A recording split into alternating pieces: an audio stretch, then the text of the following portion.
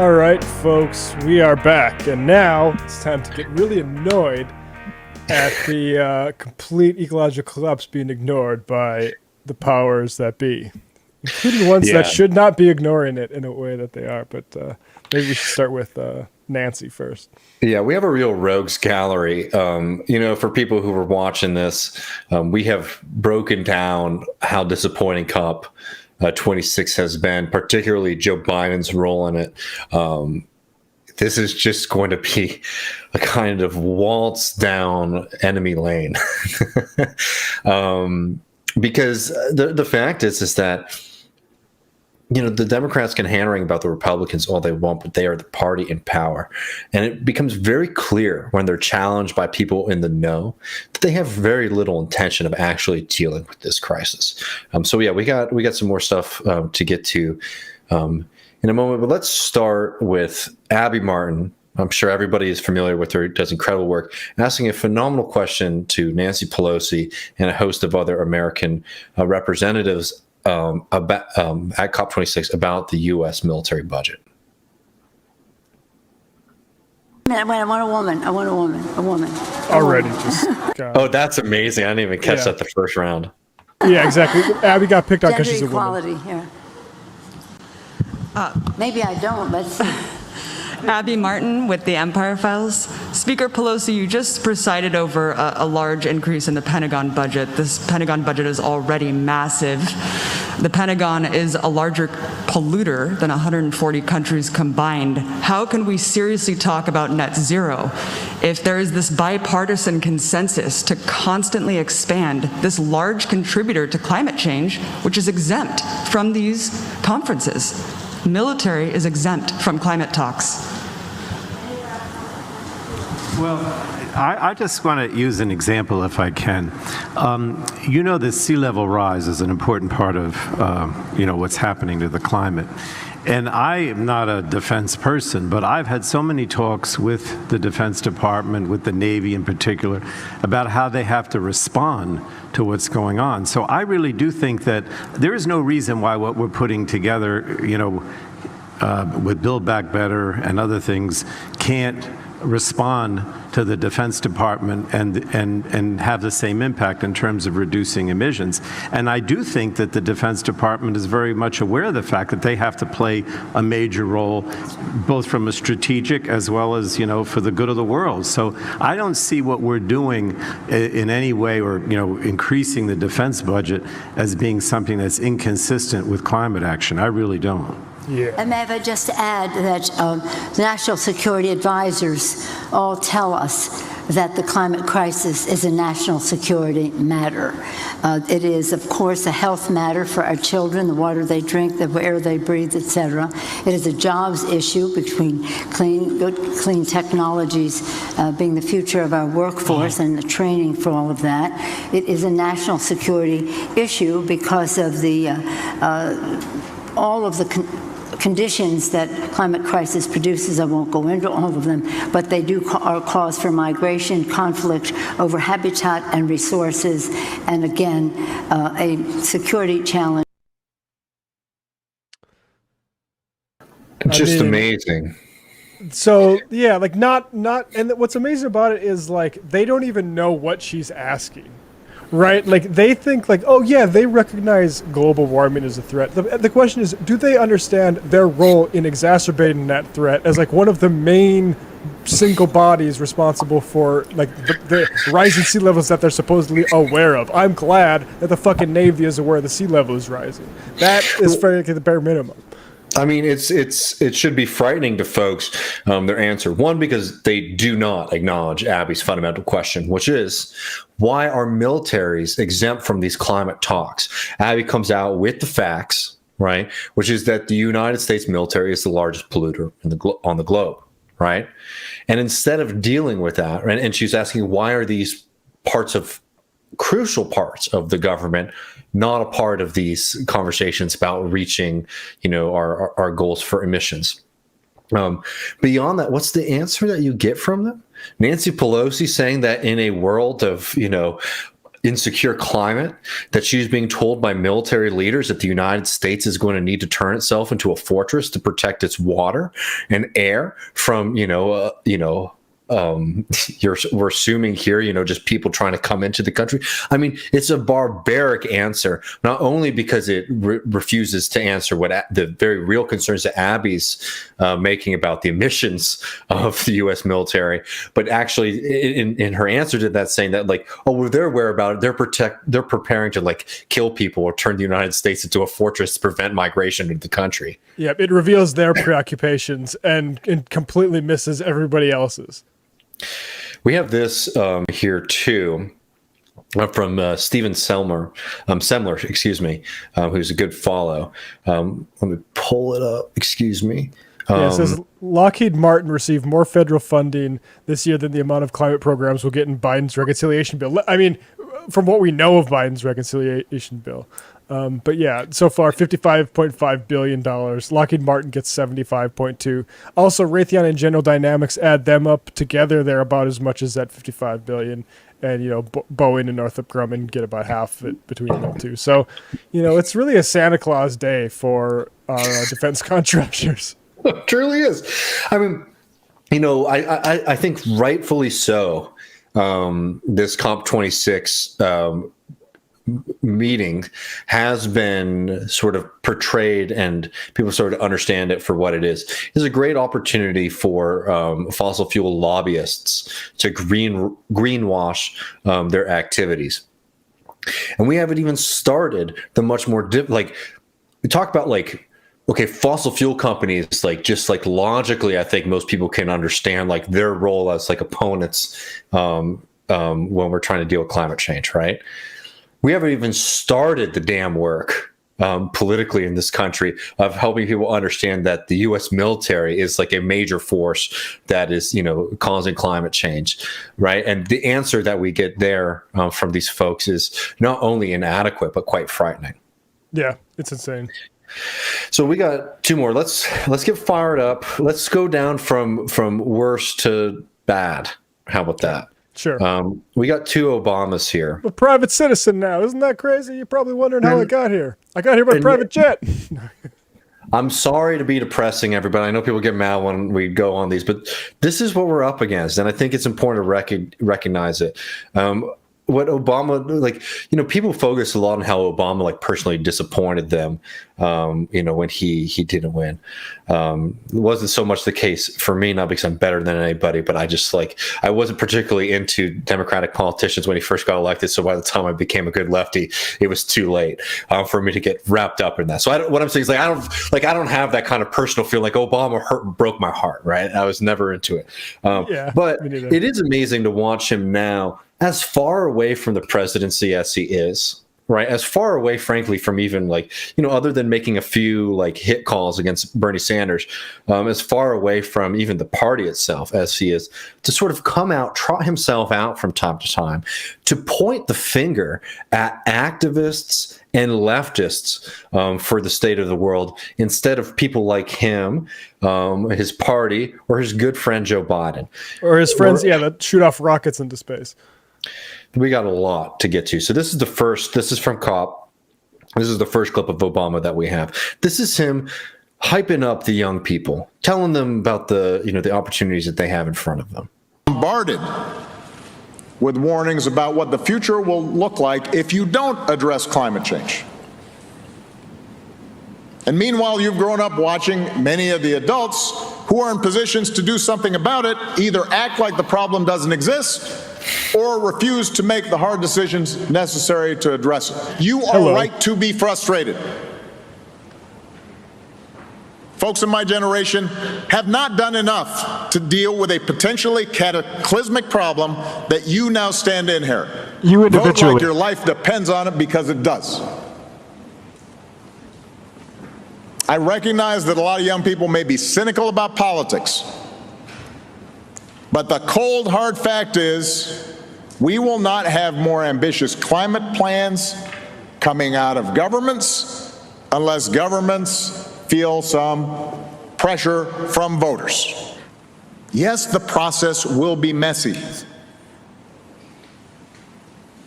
I guarantee you every victory will be incomplete. But if we work hard enough for long enough, those partial victories add up. Vote like your life depends on it. Like you did in 2016, like you did in 2008, like you did in 2012, like you did in 2020. I mean, the message from there is beyond cynical. It's perverse. They have been delivered.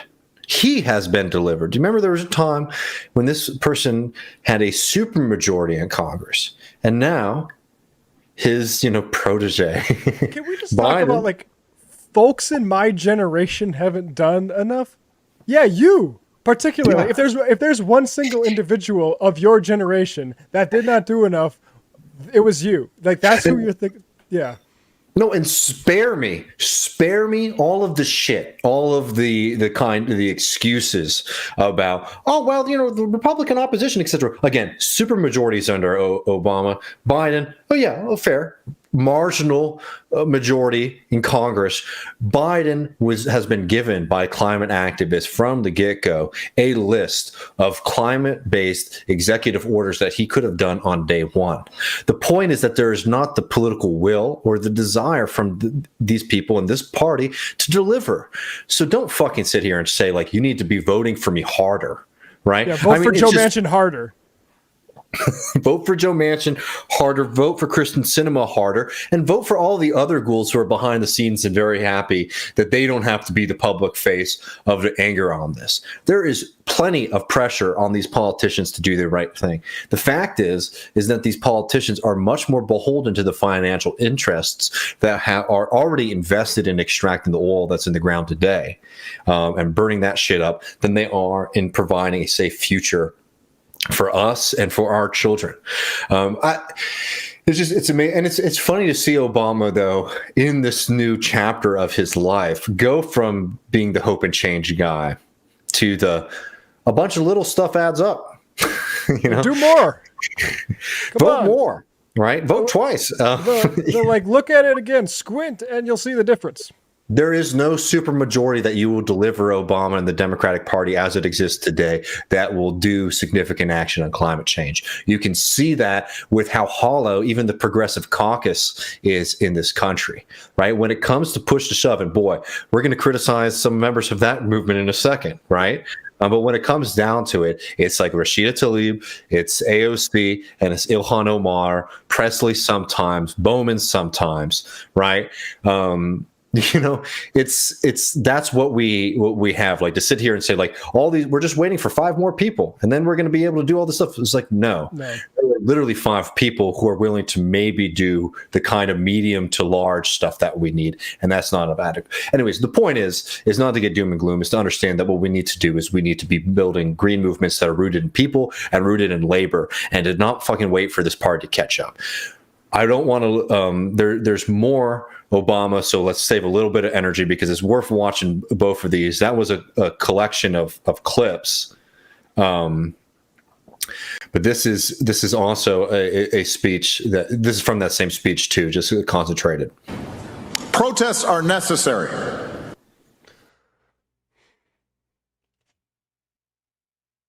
Oh, you're muted. I just want to say right quick that what he is about to say is going to make your blood boil, right?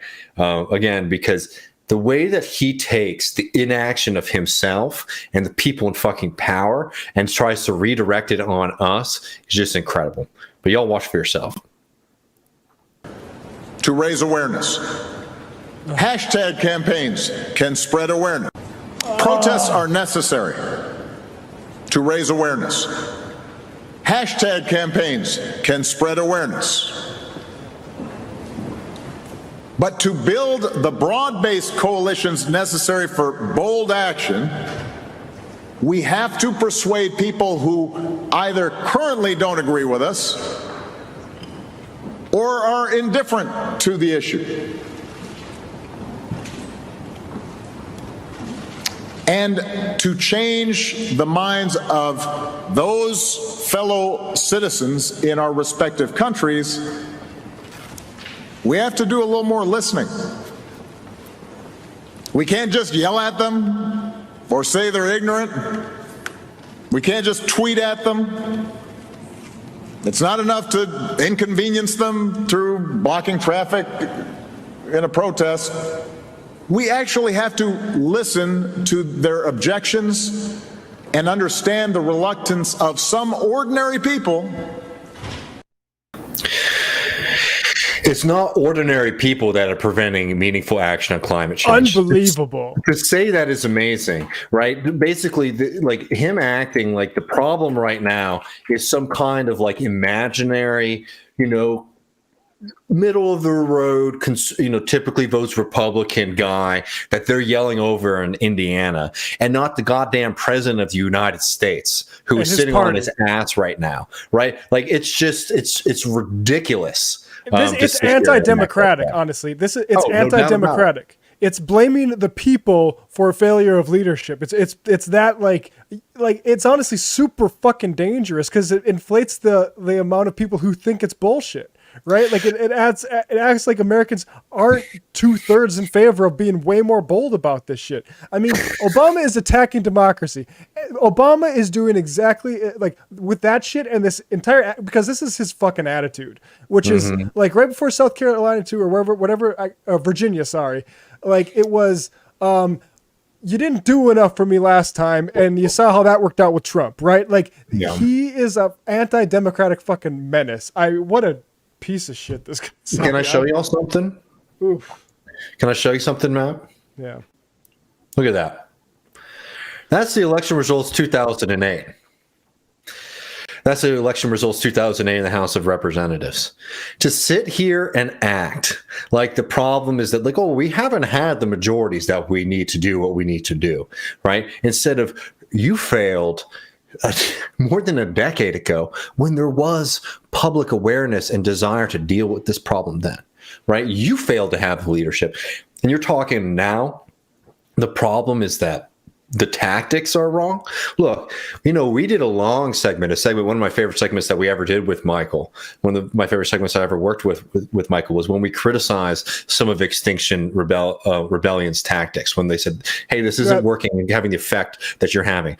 I'm not sitting here saying that there is no criticism to make of certain kind of tactics. We have people on the show all the time who are making the point that, like, people who care about, a livable future need to move past this kind of, activist mentality of like us against the world and start saying, okay, we need to build labor coalitions. We need to build democratic coalitions. Like, we're ready to have that conversation. But who's not going to sit there at the table and have that conversation is the people in damn power who refused to do it in the first place and are now sitting here acting like the main problem is a bunch of young kids who think about that for a second. You're a young climate activist from, the Netherlands or something, and you get to go and see, super cool Barack Obama talk to you about what you need to do. And he's telling you right now that you need to lower your expectations and be less active, right? But also somehow put pressure on governments. That's the contradiction, but truly within Obama's message, like, we need to put pressure on governments, right?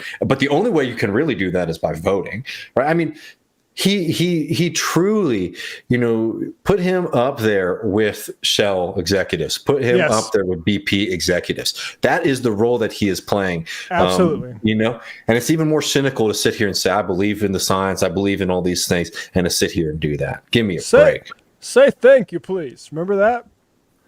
It made the #1 driller in oil. Say thank you, please. Yeah. Remember, I might even have that somewhere on this computer. I don't want to waste too much time. But people, after he lost to Trump, what did he spend his time doing? He went and was giving dinners to like oil executives and rich people and saying thank you to me for increasing drilling more than any other president, more than W. Texas boy. Obama did more for the oil industry than W. And he's going to sit here in 2021 and talk about what we need to be doing.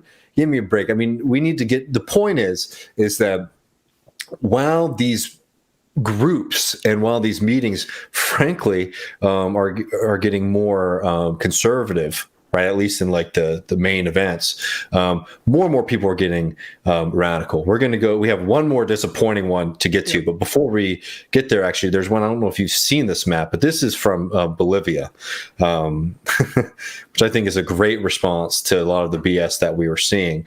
This is Bolivia's chief negotiator. Oh, hell yeah. Diego Pacheco Balanza. I apologize if I mispronounced your middle name there. But here we go. In an interview with The Guardian, Bolivia's chief negotiator, Diego Pacheco Balanza, criticized rich countries' refusal to discuss loss and damage or compensation at COP26 as evidence of diplomatic bullying, which it 100% is. Loss and damage needs to be a part of these conversations.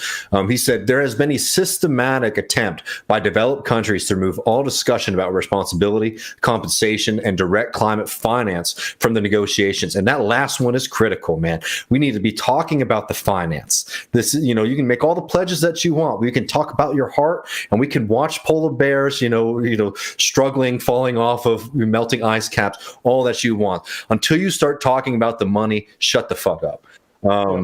It's shameful. Instead, they want us to focus on carbon markets, a great way for some people to get rich. That's my editorial. And their 2050 net zero narrative, which is completely meaningless. The net zero narrative is a big lie. We need climate.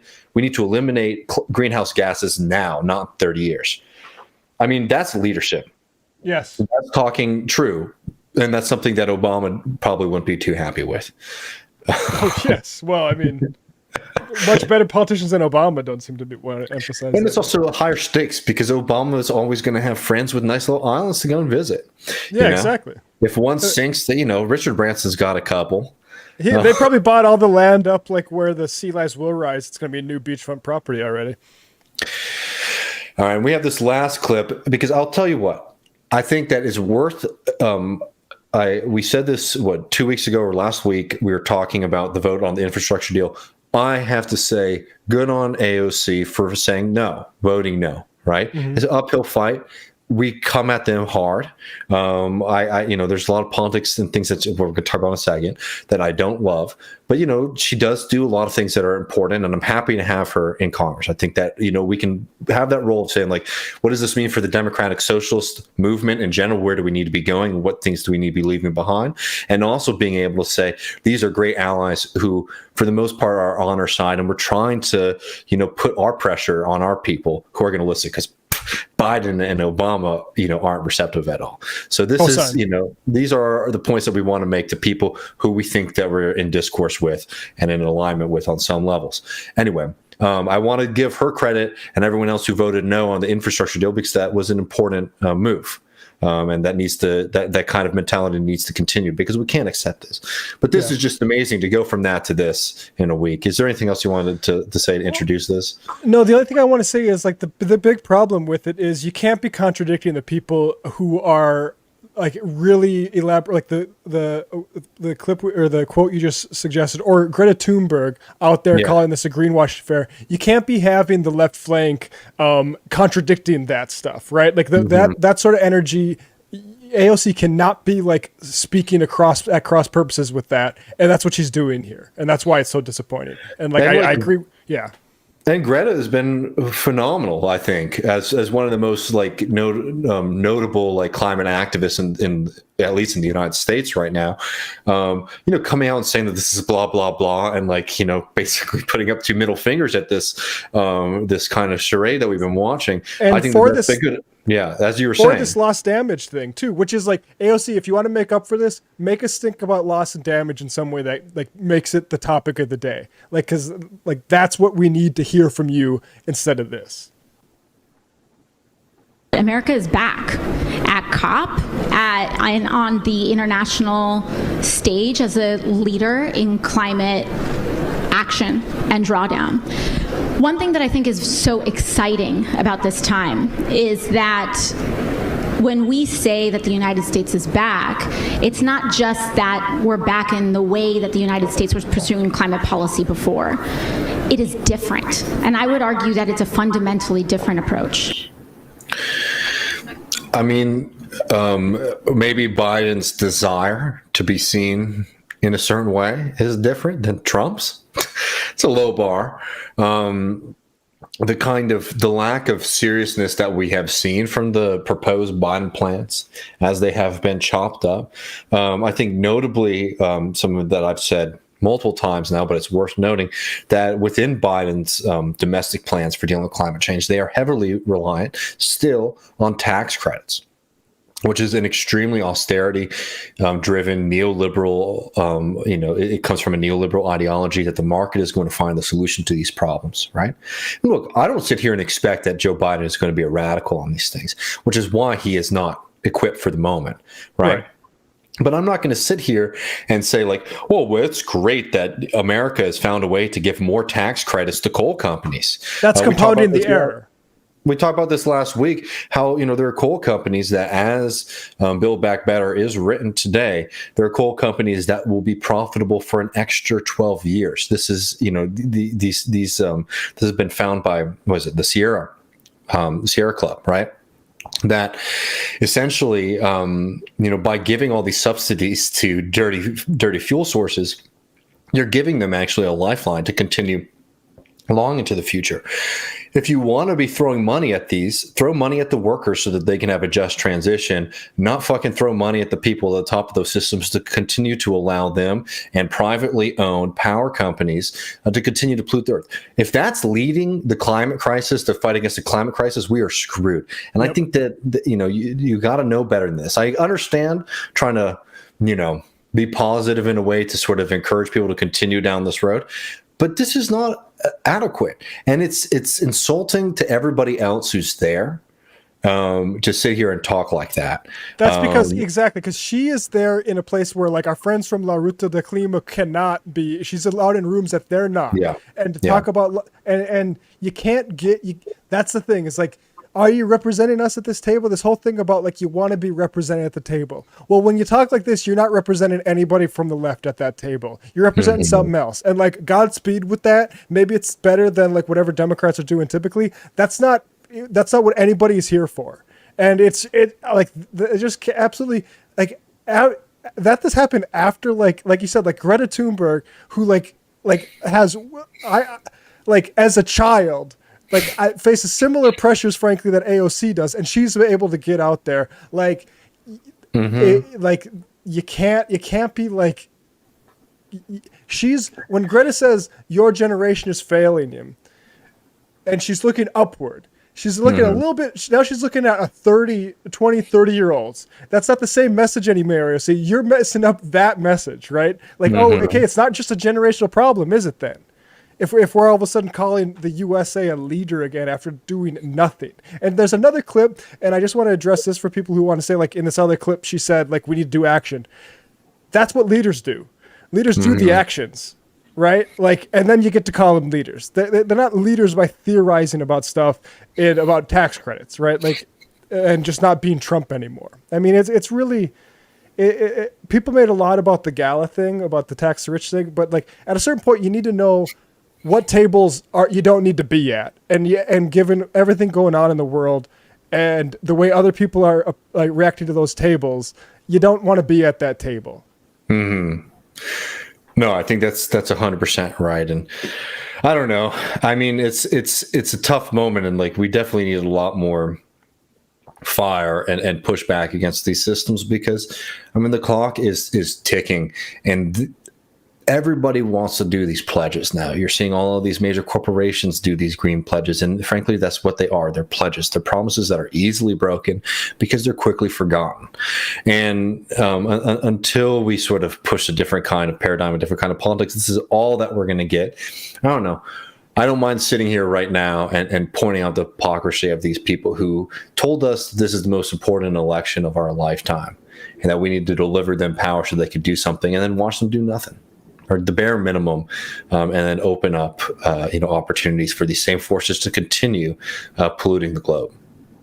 And I think just overall with like the Squad project, given what's happened on BBB and this stuff, like and AOC particularly, like she's valuable because of a fundraising. We need to start talking about where that money goes. And if AOC is going to continue sharing it with all the progressive caucus members that bailed on Build Back Better, then people need to stop giving money to AOC. Yeah. No, I mean, I think that's, that's serious, but I think it's true. I mean, that's exactly the kind of pressure that needs to be put on them. It's a threat Real that at least pressure. needs to be floated. Yeah, and no, we have real expectations for this kind of stuff. Yeah.